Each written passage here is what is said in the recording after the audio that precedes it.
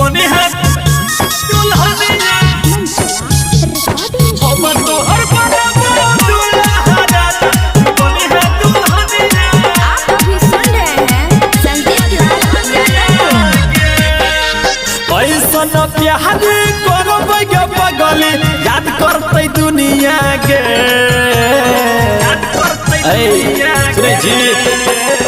ऐसन प्यार करबै गे पगली याद करतै दुनिया के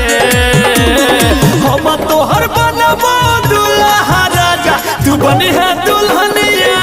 गे हम तोहर बनबो दुल्हा राजा तू बनी है दुल्हनिया गे तू बनी है दुल्हनिया हम तोहर बनबो दुल्हा राजा तू बनी है दुल्हनिया। आप अभी सुन रहे हैं संजीत लाल यादव को। तू बनी है दुल्हनिया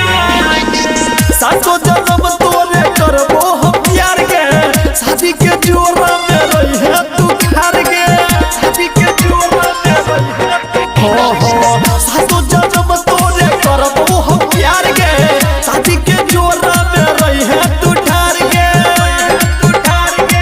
एक साथ जीबै के पगली भैचियो बचनिया गे एक साथ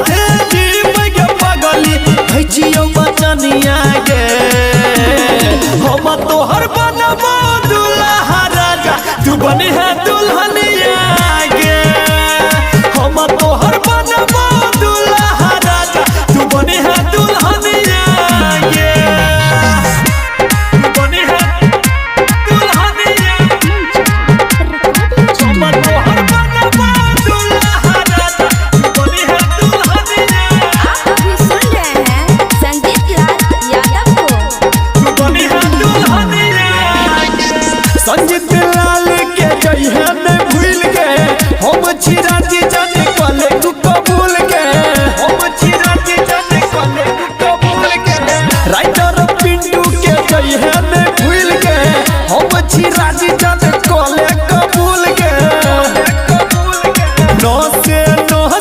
बसै छी पगली बन के परनिया गे नसे बसै छी पगली बन के परनिया गे